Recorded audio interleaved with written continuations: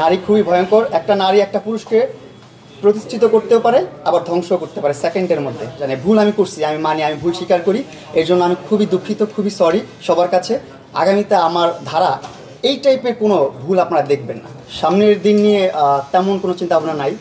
এখন চিন্তাভাবনা হচ্ছে যে সুন্দরভাবে বাঁচবো, ভালোভাবে বাঁচবো, আর কীভাবে লাইফটাকে গোছানো যায়, এইগুলোই হচ্ছে পরিকল্পনা। এখন আগামীতে কন্টেন্ট নিয়ে আসবো, ভালো ভালো কন্টেন্ট করবো। না, এখানে আপনাদের একটা ভুল হচ্ছে, আমি লালার কাছে ব্যাক করেছি, এটা হচ্ছে ভুল আপনাদের।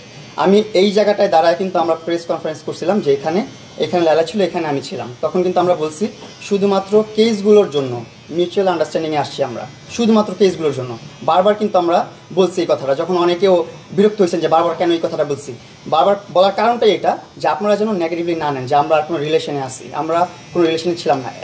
আমাকে যখন লাস্ট জেলে দিল, জেল থেকে বের হওয়ার পর 2 দিন যখন গোসল করছি, বলছি ওর সাথে আর কখনো কোনো সম্পর্কে জড়াবো না, ইভেন ওর সাথে কথাও বলবো না, ওর ছায়াও পারাবো না।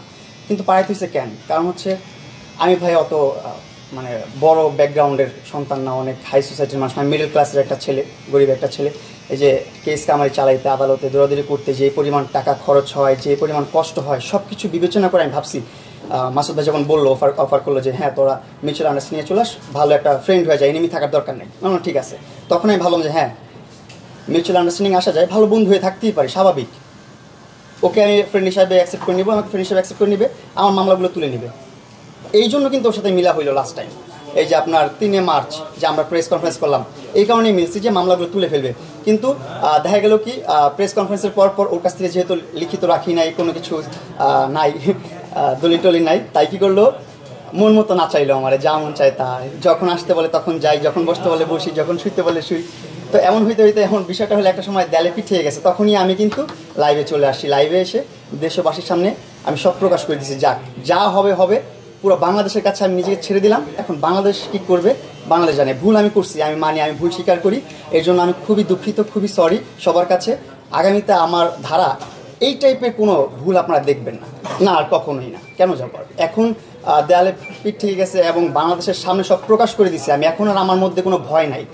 যে ব্ল্যাকমেলিংয়ের একটা ব্যাপার ছিল, ব্ল্যাকমেল তো অনেক হয়েছি, এখন আর ব্ল্যাকমেলিংয়ের ভয় নাই আমার জীবনে। দেশবাসী সব কিছু এখন জানে, সব খোলাসা হয়ে গেছে। এখন আমি আমার মতন লাইফটা লিড করবো। এখন যা হবে দেখা যাবে। লাইফটা সুন্দর করে কাটাতে চাই, সুন্দরভাবে নিজেকে আবার গুছাতে চাই, এটাই আমার ইচ্ছা। এগুলো হচ্ছে ওর অভিনয়। ও সোশ্যাল মিডিয়াতে মানুষকে কীভাবে মেনটেন করবে, শুধু সোশ্যাল মিডিয়াতে না, ওর সাথে ব্যক্তি লাইফে যারা চলছে তারা জানে যে ও কতটা কনভিন্স করতে পারে। ও মানুষকে অনেক কনভিন্স করতে পারে। আর ওর কথা যে শুনে তারা ওর কথার ফ্যান হয়ে যায়, তারা ওর কাছ থেকে কথা শুনতে চায়।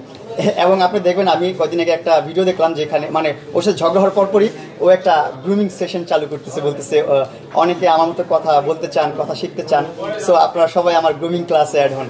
সো বুঝিনি ও কতটা এক্সপার্ট, কতটা ভালোভাবে গুছায় কথা বলতে পারে, মানুষকে কনভিন্স করতে পারে। সো এইগুলো ছিল কাল্পনিক কথাবার্তা, যেগুলো শুধুমাত্র অডিয়েন্সদেরকে সান্ত্বনা দেওয়ার জন্য, অডিয়েন্সদেরকে বোঝানোর জন্য যে সে আসলে উদয় মনের মানুষ, উদয় হৃদয়ের মানুষ। আসলে ভিতরে ভিতরে ছিল একটা অন্যরকম মানুষ, যে মানুষটার উদাহরণ আমি দিতে পারবো না আপনাদেরকে। আমার সাথে যেটা হয়েছে আল্লাহ তাআলা আর কারোর সাথে না করুক, সবাইকে সেফ করুক, সবাই ভালো থাকুক। আমার বয়সী যারা আছেন, আমার এই যে যারা আমার মতন চিন্তা ভাবনা করতেছে, হ্যাঁ তারা ভাই সরে আসেন, ভাই এখনও সময় আছে, সরে আসেন। এই লাইফটা খুবই ভয়ঙ্কর, নারী খুবই ভয়ঙ্কর। একটা নারী একটা পুরুষকে প্রতিষ্ঠিত করতেও পারে, আবার ধ্বংস করতে পারে সেকেন্ডের মধ্যে। প্রতিষ্ঠিত করতে 1 সেকেন্ড লাগে, ধ্বংস করতেও 1 সেকেন্ড লাগে তার। একটা নারী সব পারে, সবসময় থাকে, সবসময় থাকে, তার সাথে প্রেস থাকে, সে এনজয় করে, সে লাইম লাইটে থাকতে পছন্দ করে অনেক। আসলে আমি যে 1 ঘন্টার একটা এপিসোড করছি, এপিসোডের মধ্যে যতগুলো কথা পাবেন, একটা কথাও আমি ভুল বলি না। আর প্রত্যেকটা কথা সিঙ্গেল ওয়ার্ডের আমার কাছে প্রুফ আছে, সিঙ্গেল ওয়ার্ডের আমার কাছে প্রমাণ আছে, যুক্তি আছে।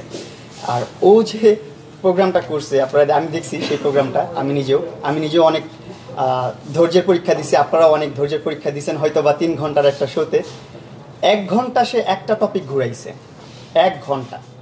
3 ঘন্টায় সে কোনো কিছু ক্লিয়ার করতে পারে নাই, কোনো কিছু উন্মোচন করতে পারে না। কিন্তু আমার 1 ঘন্টায় কিন্তু সব কিছু উন্মোচন করে দিচ্ছি, একদম ক্লিয়ার করে দিছি, সাফ পানির মতো। সো আমার মধ্যে কোনো আর ভেজাল নয়, আমি কোনো ভেজাল রাখতে চাই না। যা হবে এখন দুনিয়ার মধ্যে আমি একদম সত্য, আমি একদম যা স্ট্রেট তাই বলবো, সত্যটা বলবো। এখন এটা যা হবে হবে, শাস্তি হলে শাস্তি হবে, কিন্তু সত্য বলবো আমি। এখন আমি মিথ্যা বলবো না। 18 সালে যাই নাই, 18 সালে আমার ক্যারিয়ার শুরু হয় আর কি। আচ্ছা 2018 থেকে আমার ক্যারিয়ার স্টার্ট হয় এই সোশ্যাল মিডিয়াতে। 2018 সাল থেকে আমি ইনকাম করা শুরু করি। ইনকামটা কি আমি আসলে ক্যারিয়ার বোঝাচ্ছি। লালার কাছে কখন যাও? দাদার কাছে যাওয়া হয়েছে আপনার 2021-এর শেষে 22-এর দিকে। তখন প্রেমে পড়ে যায়নি আমরা, বা টাকা পয়সা দেখেও না। তখন হচ্ছে ও আমার একজন শুভাকাঙ্ক্ষী ছিল, আমার লাইভে সব সময় কমেন্টস করতো, সব সময় ভালো ভালো কমেন্টস করতো, তারপর বাসায় গিফট সেন্ড করতো। তখন আমার একটা শুভাকাঙ্ক্ষী ছিল, ভালো একটা পার্সন ছিল আমার লাইফের, যে গুড ওয়েল উইশার থাকে না, ওইরকম একটা ছিল।